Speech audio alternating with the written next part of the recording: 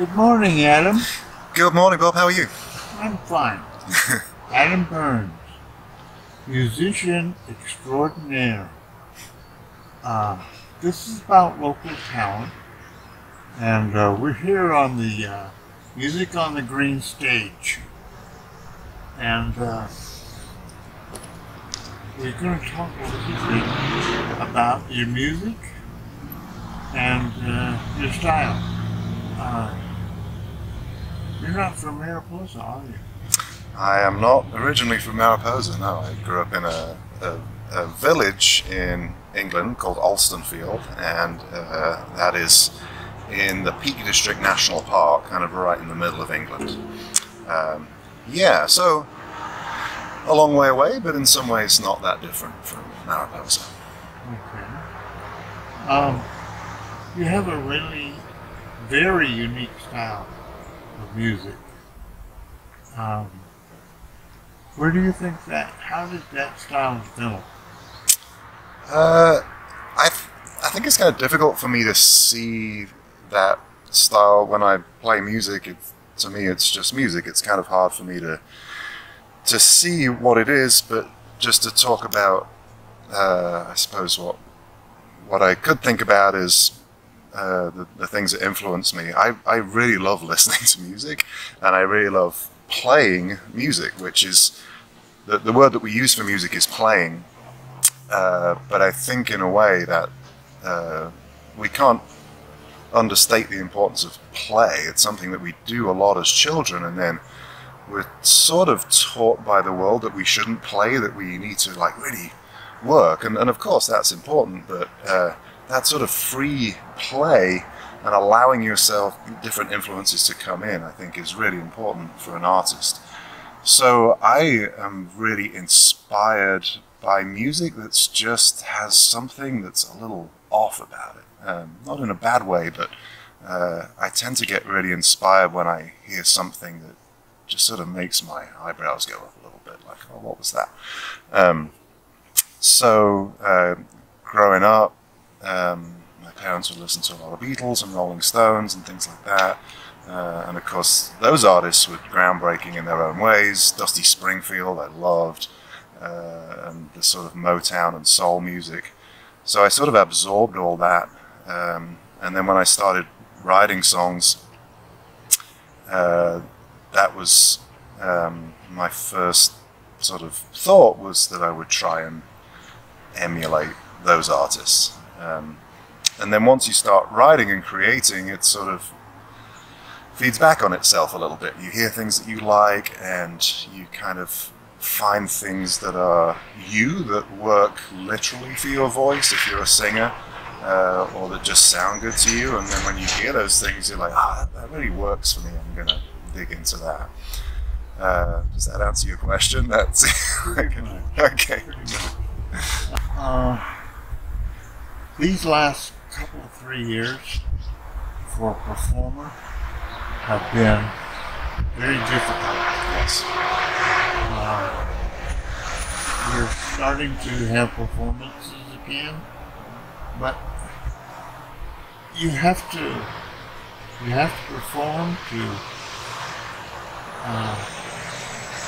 keep your edge, so to speak.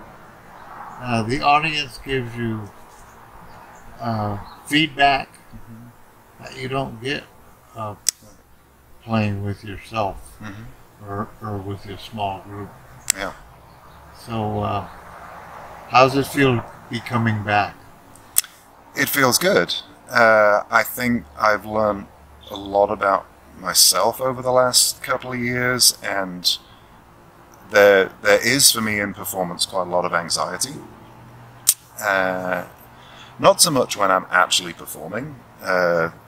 Honestly, like, music is very comforting to me. Guitar particularly is very comforting to me.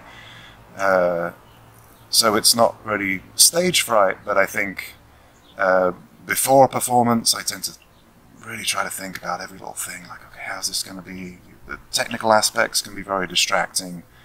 Technical aspects of live performance are quite unique, that there's a lot of electronics and there's lights and things, and And then after a performance, I can sometimes feel quite exposed by performing out. So I think, especially as post-pandemic, I've been performing in two different capacities. One is as a guitar player in Little Tiger, and one is as a solo performer. Playing guitar, like I say, is very comforting to me, and I have my partner and friend and bandmate on stage, so that feels a lot easier. Performing solo feels very exposing to me, so I have enjoyed it, but I also have realized that I need to think quite carefully about the venues in which I perform. I'm not just going to go and perform out anywhere. I want to perform to people that want to hear music, and I want to just be mindful about where I'm doing that, because it is, yeah, it's a lot. It takes a toll on me, I've realized. You're a teacher. Yes. You have a number of students. Yes. I think technically I'm an instructor. I struggle with the word teacher because some of my friends are teachers at the school, and their job is very different and much harder than mine. So I tend to describe myself as an instructor, but yes, I am an educator. Okay. You have my granddaughter as a student for a while. Yes, I did, yes. Makaya. Yeah, yeah. And what's it like working with young people? You actually put together a stage presentation for them. And I think at one time we talked about doing something at the Gold Coin where they could do live performance. Right. Yeah. My son and I went back to the National Guitar Workshop near Boston. And the takeaway from that, on the way back to New York City, we were driving, and I asked my son what he got out of this, right? He said, I learned the difference between playing guitar and being a performer. I thought that was a very profound insight for a young man. Yes. But teaching young people to be performers and not just the craft of the instrument itself is it's what gives the art, I think, depth. And your program involves teaching young people to perform. Yes. How many students do you have? It varies. I have usually between 35 and 40 students. Okay. Right now I have about 35. And this has been kind of difficult for them as well, because their performance venues have been limited. Yeah, for sure, yeah. But you've been carrying on. Yeah. What do you think the biggest challenge has been? Well, I think that was very profound what he said about, being a performer and being a player. And I think there is a big difference. And I think for some artists, performance is just not something that they're interested in. And that's fine. When you think of someone that paints pictures, they paint their picture and then they share it with the world. They don't want you to watch them paint it necessarily. And I think that's the same with some musicians. They want to create something. And now, of course, we have all these avenues where you can share your music without performing it. And for some, that is the perfect expression of their art. For some, performance is a really big deal. And they love it or they don't love it. So what we have done, I do 2 student shows per year. And that really just gives my students a goal.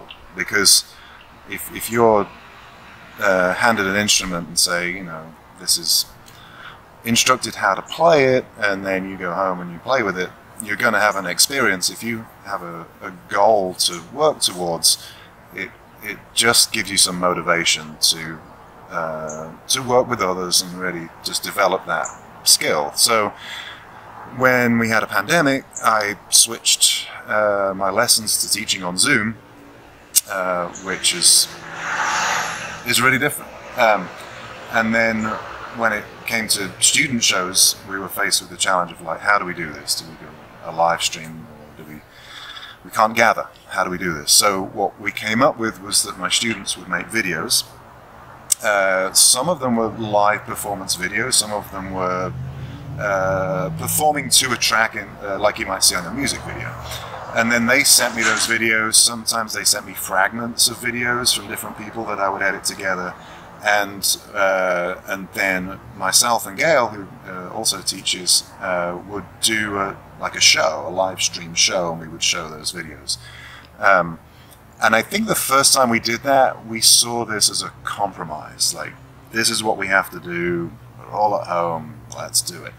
But what quickly became clear preparing for that show and after that show is for some of my students, this was actually a much more appropriate way for them to share music, because they got to hone their craft at home, and then they got to perform to a camera in a quiet, peaceful environment and send that to me, and then share that with the world, and literally with the world. Like, we have people in England watching. In fact, my dad performed at one of those shows, and I have friends and family in England who watch these shows, and they could send it to their family all around the country. And for some of my students, when you put that together, the piece of performing at home and the ability to share nationally and internationally, that was actually much more rewarding for them and less frightening than getting on a stage. Now, of course, for some students, they were frustrated by that. They want to get up in front of the crowd. They want the instant feedback. So it went both ways. But what came out of it that was really great is we have these things, just like you create video content that's now there for forever, or until some other technology comes along. Yeah, yeah, and that's great. So that's actually been really rewarding. So it was a challenge that my students rose to, and now, you know, it's looking like this autumn we might be able to do our first sort of in-person live show again. I have a lot of students saying, like, can we still make videos now? Can we do some other thing as well that's video? Because they've really got a lot out of that. So that's been the story of the Beat Harvest in the pandemic, and I have to say, no one was more surprised than me about how well that turned out. It was great. I saw you brought your guitar. Well, you asked me to bring it, so yeah, yeah. That's why. So I'm going to presume that you're going to fulfill my fantasy and play something. Okay. Can you tell me a little bit about what you plan on playing? Yeah, why don't I play... I put out an album in March 2020, which, as people watching this will know, was not the ideal time to release and promote an album. I put out the album, I think I played 4 shows, and then everything got shut down. And so that album was sort of finished and is out there. But I find what happens with me, for me, the most exciting part of music is the creation of it. So once a song's finished, I start to lose interest in it. Unfortunately, I have an interest in recording and things that can somewhat rekindle that. So as soon as it was finished, I immediately started writing other stuff. So I think I'll play one of those songs that I've written since then, actually, because I've had time and space to do that, and yeah, kind of enjoyed. And a small audience. And a small audience, yes. Okay, it's lovely to be playing out here, actually, again. I've had some really great times playing music in this art park, so this is really nice to be out here on this day. I'm going to play a song called Melanie Knows, and this is a song about the wisdom of youth, the wisdom of young people.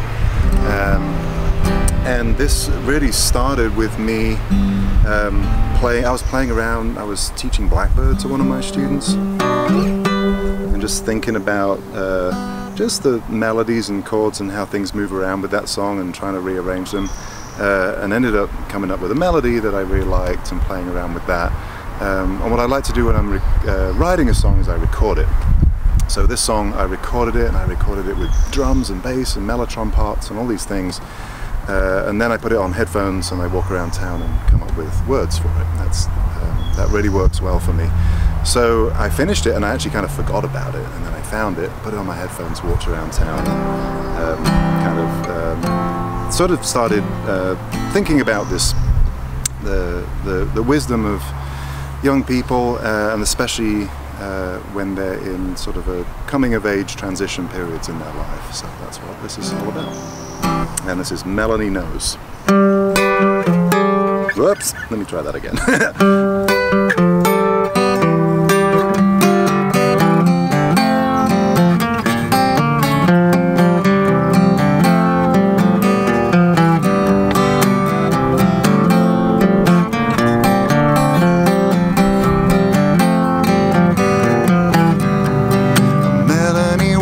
On a wire and a circus, her hands on her hips and her head to the back. Melanie knows that there's so far to fall, but she makes it look easy as riding a bike. So you don't have to worry about her, there isn't anything wrong, and the world is just learning what Melanie's known all along.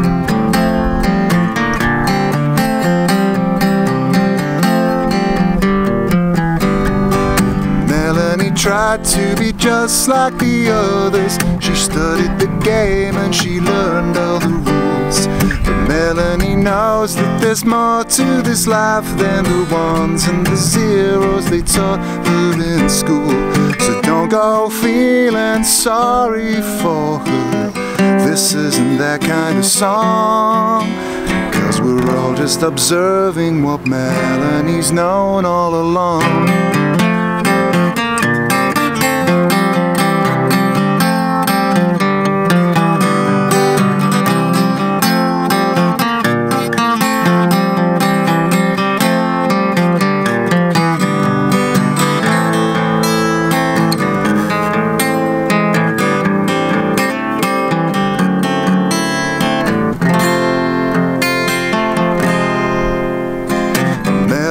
Painting her nails in her bedroom, the swallows are restless for African skies. Melanie knows that it's time to be leaving. She's promised herself that she's not gonna cry. So you don't have to worry about her, there isn't anything wrong, and the world is just learning what Melanie's known all along.